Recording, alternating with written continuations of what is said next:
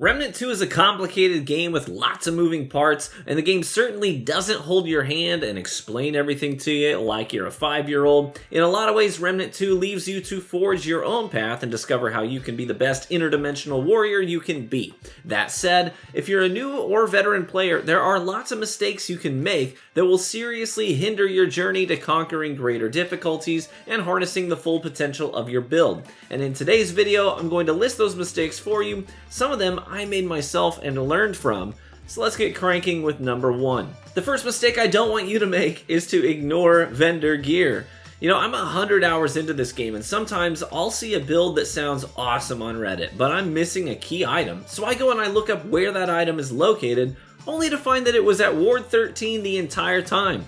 Cass had an amulet I needed, maybe it was a cool armor set with a specific resistance, or a mutator, or a ring that has a chance to show up in someone's inventory there at the home base, and I could have picked it up ages ago and been using it. So make sure you occasionally check the vendors at Ward 13 to see if their inventory includes anything that you might want to enhance your current build or integrate nicely into a new one.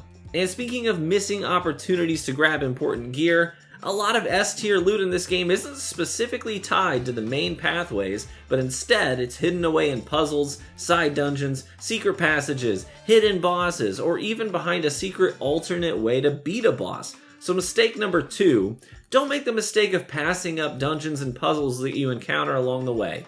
I can't tell you how many times I've looked up how and where to acquire an item that I really want, only to find that it was in a dungeon that I had already encountered, bypassed, and since then I had re-rolled my world and missed my chance to grab it. So if you see a dungeon that you've not fully cleared, make sure you take the time to go in there, see what mysteries and gear wait for you there. Don't make the mistake of passing up a chance to get stronger or set yourself up for success later in the game since you took an extra 30 minutes to clear a side dungeon and get some banger gear. Moving on to mistake number 3, don't make the mistake of spreading your resources too thin by leveling up every gun that you like.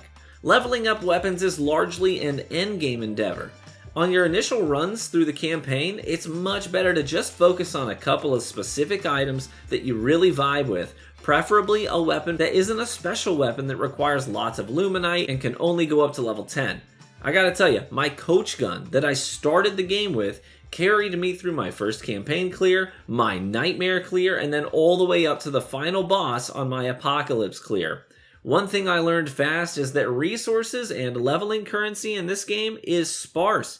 I mean, you may feel like you're picking up a lot of iron and lots of luminite and lots of relic dust, but you'll find that once you start leveling up items in this game, that currency isn't going to go nearly as far as you'd like it to or thought that it would. And you'll be hitting the bottom of your reserves before you know it, and you'll be wishing you hadn't spent some of it on frivolous items that you don't even use. And speaking of leveling up items, mistake number 4, don't make the mistake that I did and neglect to level up your mutators, your relics, and your relic fragments.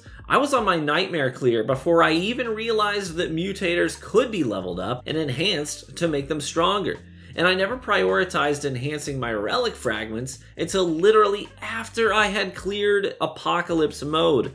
And then out of curiosity, I went and I watched some of my friends' clears on the final boss on apocalypse, and I'm like, yo, how are they doing so much damage? And after some investigating, the only thing they did differently is that they had mythic relic fragments slotted into their relic that gave them massive boosts to their critical damage, their range damage, and more that helped them shorten that final boss fight considerably.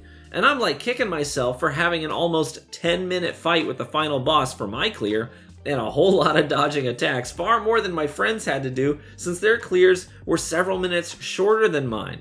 So make sure that you level up your relic fragments by going to Dwell in Ward 13 and using relic dust to craft random fragments to level up the ones that you have or get new ones altogether. The higher the difficulty, the better the fragments. So make sure you switch to Nightmare or Apocalypse before spending the dust.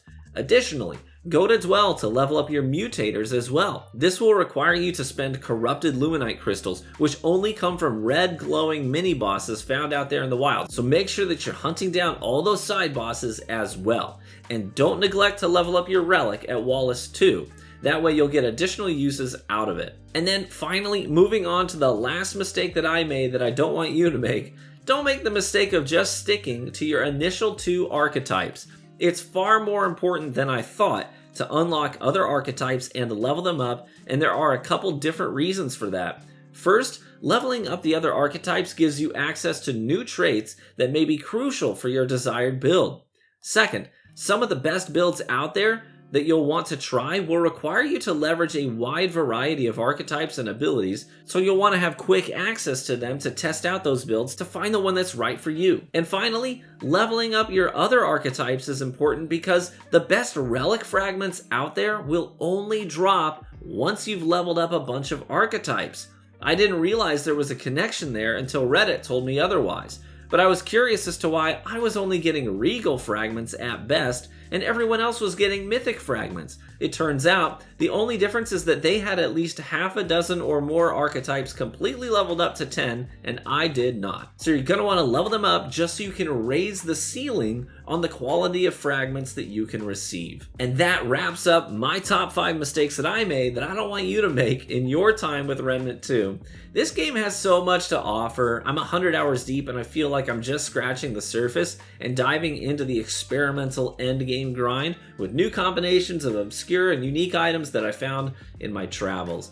I'll keep posting what I find and what I learn. Thanks so much for all the support on this channel lately. I went from having no views on this channel to tens of thousands of views daily and 500,000 Remnant 2 content views in just a couple of weeks. That's humbling for sure, and I'm very grateful for the support. Anyway, best of luck in your Remnant endeavors. Feel free to leave a like on the video if you learned something new or if you agree with the advice given.